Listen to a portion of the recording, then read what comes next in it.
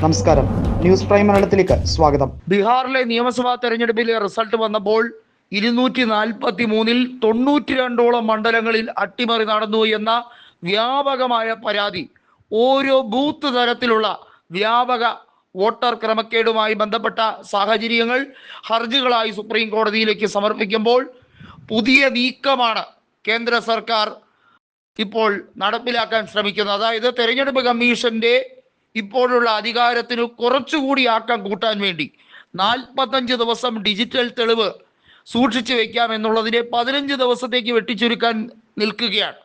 ഇപ്പോൾ തെരഞ്ഞെടുപ്പ് കഴിഞ്ഞിട്ട് കേവലം 15 ദിവസം പിന്നിടുന്ന ഒരവസ്ഥയാണ്. അതായത് നവംബർ 14-ാം തീയതി ആയിരുന്നു വോട്ടെണ്ണൽ. അതിനുശേഷം 15 ദിവസങ്ങൾ പിന്നിടുമ്പോൾ ആ തെളിവുകൾ മായ്ക്കാൻ വേണ്ടിയുള്ള നീക്കം, ഇതൊരു ഉത്തരവായി ഇതുവരെയും പുറപ്പെടുവിച്ചില്ല. പക്ഷേ ആ ഡിജിറ്റൽ തെളിവുകളെ ഏകപക്ഷീയമായി റദ്ദാക്കാൻ വേണ്ടിയുള്ള നീക്കമാണ് നടക്കുന്നത്. വ്യാപകമായുള്ള കള്ള വോട്ടുകളാണ് നടന്നത്. അവിടെ നമുക്കറിയാം, SIR നടപടിയിലൂടെയാണ് അവിടെ അർഹതപ്പെട്ട വോട്ടർമാരെ പട്ടികയിൽ നിന്ന് പുറത്താക്കിയത്. അവിടെ വോട്ട് കൂട്ടിച്ചേർക്കൽ ഉൾപ്പെടെയുള്ള കാര്യങ്ങൾ നടന്നു. പല മണ്ഡലങ്ങളിലും വോട്ട് ഇരട്ടിപ്പുണ്ടായിരുന്നു. ഇതെല്ലാം RJD നേതാക്കൾ പറഞ്ഞതാണ്. പോസ്റ്റൽ വോട്ടുകൾ എണ്ണിത്തിട്ടപ്പെടുത്താൻ സമ്മതിച്ചില്ല. 300ഓളം പോസ്റ്റൽ വോട്ടുകൾ RJD 200-നും 120 വോട്ടുകൾക്കൊക്കെ പരാജയപ്പെട്ട ഓരോ മണ്ഡലങ്ങളിൽ റദ്ദാക്കപ്പെട്ട സാഹചര്യങ്ങൾ ഓരോന്നായി എടുത്തു കാണിച്ചുകൊണ്ടാണ് തെരഞ്ഞെടുപ്പ് കമ്മീഷനെതിരെ പരാതിയുമായി സുപ്രീം കോടതിയെ സമീപിച്ചത്. സുപ്രീം കോടതി ഇതെല്ലാം വാരി വലിച്ച് ചവറ്റുകുട്ടയിലേക്ക് കളയുന്ന സാഹചര്യത്തിലേക്കാണ് വരുന്നത്. അതാണ് പറഞ്ഞത്, വർഗീയതയുടെ ഈറ്റില്ലമായി സുപ്രീം കോടതിയെ മാറ്റിയെടുക്കാൻ കേന്ദ്ര സർക്കാരിന് സാധിച്ചിരിക്കുന്നു എന്ന സാഹചര്യമാണ്. നേരത്തെ വിരട്ടിയും ഉമ്മാക്കി കാണിച്ചും ഭീഷണിപ്പെടുത്തിയും ഒക്കെ ആയിരുന്നു മുൻ ചീഫ് ജസ്റ്റിസായ ജസ്റ്റിസ് BR ഗവായിയെ പുറത്താക്കിയത്. യഥാർത്ഥത്തിൽ അദ്ദേഹത്തിന്റെ കാലാവധി കഴിയുന്ന സമയമാണ്.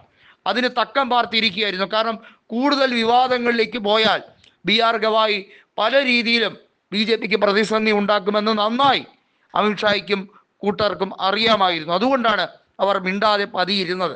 ഇപ്പോൾ സാഹചര്യങ്ങൾ അനുകൂലമാണ്. ബീഹാറിലും മഹാരാഷ്ട്രയിലും അതേ രീതിയിലുള്ള കള്ളക്കളി തന്നെയാണ് നടത്തിയത്. ഒരു BJP മുഖ്യമന്ത്രിയെ കൊണ്ടുവരാനുള്ള ശ്രമമായിരുന്നു ബീഹാറിലെങ്കിൽ പരിപൂർണമായി അതിൽ വിജയിച്ചില്ല എങ്കിൽ പോലും ആഭ്യന്തരം തട്ടിയെടുക്കാൻ അവർക്ക് കഴിഞ്ഞു.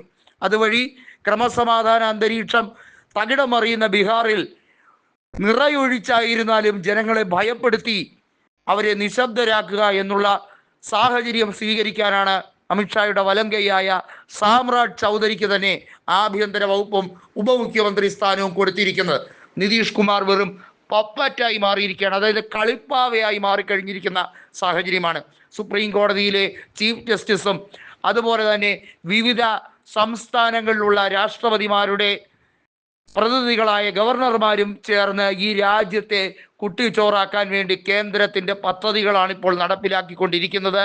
കേന്ദ്ര സർക്കാർ പിടിമുറുക്കുന്നത് ഒരു രാജ്യം ഒരു തെരഞ്ഞെടുപ്പ് എന്ന സിസ്റ്റം കൊണ്ടുവരാനും അതുവഴി ഈ രാജ്യത്തെ ഇലക്ഷൻ പ്രോസസ്സിൻ്റെ തന്നെ ഗതിവിഗതി മാറ്റാനുമാണ് ഇപ്പോൾ ശ്രമം നടത്തുന്നത്.